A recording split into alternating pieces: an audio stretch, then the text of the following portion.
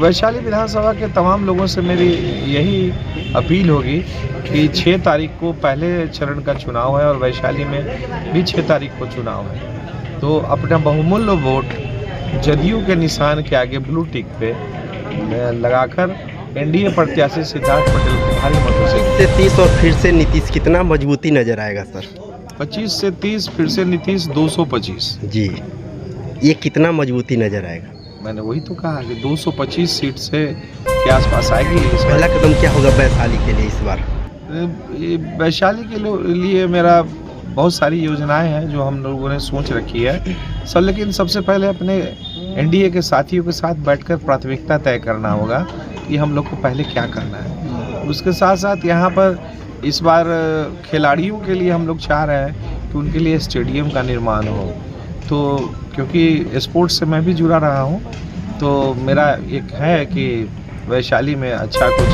Sports का माननीय प्रधानमंत्री जी, माननीय मुख्यमंत्री जी का कार्यक्रम लगातार हमारे इलाके में हो रहा है, तो हम लोग तो अपने नेताओं के किए हुए काम को लेकर जनता के बीच जा रहे हैं और जनता जो उत्साहित होकर उल्लसित होकर हम लोग से मिल रही है, महिलाएं आ रही हैं, तो हम लोग पूरी तरह आशान्वित है और मुझे पूरा विश्वास है कि वैशाली से इस बार रिकॉर्ड मत। हाई स्कूल में आज जो है सो आपका ठहराव है और चिंतामणिपुर से जो है सो क्या उम्मीद रखते हैं? मतलब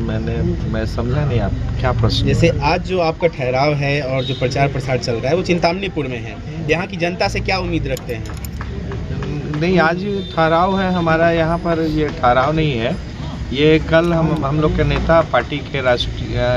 राष्ट्रीय लोक मोर्चा के राष्ट्रीय अध्यक्ष श्री उपेंद्र कुशवाहा जी का कार्यक्रम है यहाँ, वो कल 11 से 11:30 में उनका आना है, तो उसी के तैयारी के संदर्भ में हम लोग यहाँ बैठे हैं और चिंतामणिपुर पंचायत से पूर्व से भी हम लोग को विजय प्राप्त हुआ है और मुझे पूरा अनुमान है कि इस बार भी अच्छे मतों से हम लोग यहाँ से जीतेंगे। विपक्षी के नेता लगातार रोड शो कर रहे हैं, क्या संदेश देना चाहेंगे? अब विपक्षी जो कर रहे हैं वो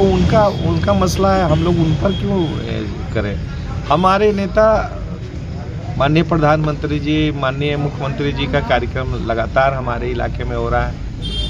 तो हम लोग तो अपने नेताओं के किए हुए काम को लेकर जनता के बीच जा रहे हैं और जनता जो उत्साहित होकर उल्लसित होकर हम लोग से मिल रही है, महिलाएं आ रही हैं, तो हम लोग पूरी तरह आशान्वित है और मुझे पूरा विश्वास है कि वैशाली से इस बार रिकॉर्ड मतों से विजय प्राप्त होगा। जनसंपर्क के दौरान जो है कई जगहों पे ये देखा गया है कि महिलाएं हाथ जोड़कर विनती भी कर रही हैं और वो कह रही हैं कि भाई हमें जो देख रहा है, जो हमें 10,000 रुपया मतलब इसके तौर पे मुझे दिया गया है, हम उन्हीं को चुनेंगे। कैसे देखते हैं? नहीं, ये 10,000 रुपये की बात नहीं है, ये तो एक योजना है और जीविका बहनों को के लिए तो माननीय मुख्यमंत्री जी ने पिछले 10-15 सालों में जो किया है वो सराहनीय है और अभी तो हमारी बहनों को स्वावलंबी बनाने के लिए 10,000 रुपये उन्हें दिया गया है, जो बाद में और बढ़ाकर जो उनकी योजनाएं आएंगी तो उनको 2 लाख रुपया और जाएगा। तो ये बातें हैं और महिलाओं के लिए तो जितनी कल्याणकारी योजनाएं माननीय मुख्यमंत्री जी चला रहे हैं, उस वजह से महिलाएं पूरी तरह जदयू और एनडीए के तरफ लोग देख रहे हैं और फिर से एनडीए की सरकार बनाने के लिए वो लोग चाह रहे हैं। 25 से 30 और फिर से नीतीश कितना मजबूती नजर आएगा सर? 25 से 30 फिर से नीतीश 225 जी, ये कितना मजबूती नजर आएगा? मैंने वही तो कहा कि 225 सीट से के आसपास आएगी इस बार एनडीए को। किसी प्रकार की कोई क्षेत्र में भ्रमण के दौरान जो है किसी प्रकार की चुनौतियों का सामना करना पड़ता है क्या? नहीं, क्षेत्र ये हम लोग, मेरा गांव घर है और यहाँ लगभग 25 सालों से मैं एक कार्यकर्ता के तौर पे रहा हूँ, तो वैशाली में मुझे काम करने घूमने में एक एक घर मेरा परिचित है, एक एक लोग मेरे परिचित हैं, तो मुझे कहीं कठिनाई नहीं हुई काम करने। परिसीमन के दौरान जो है कुछ हेर फेर भी हुआ है, कुछ फेरबदल हुआ है क्षेत्र को लेकर के, तो नए क्षेत्र में जब आप जा रहे हैं तो क्या कुछ वहाँ का? नहीं, परिसीमन तो बहुत दिन हो गए, 2010 में ही परिसीमन का पहला चुनाव हुआ था, 2005 तक पुराने परिसीमन में था, तो वो गुजरे हुए भी आज 20 साल हो गए हैं। अगर सर जीत के आएंगे तो पहला कदम क्या होगा वैशाली के लिए इस बार? वैशाली के लिए मेरा बहुत सारी योजनाएं हैं जो हम लोगों ने सोच रखी है सर, लेकिन सबसे पहले अपने एनडीए के साथियों के साथ बैठकर प्राथमिकता तय करना होगा कि हम लोग को पहले क्या करना है। उसके साथ साथ यहाँ पर इस बार खिलाड़ियों के लिए हम लोग चाह रहे हैं कि उनके लिए स्टेडियम का निर्माण हो, तो क्योंकि स्पोर्ट्स से मैं भी जुड़ा रहा हूँ, तो मेरा एक है कि वैशाली में अच्छा कुछ स्पोर्ट्स कॉम्प्लेक्स बने और यहाँ तो विश्व स्तर के जो पर्यटन स्थल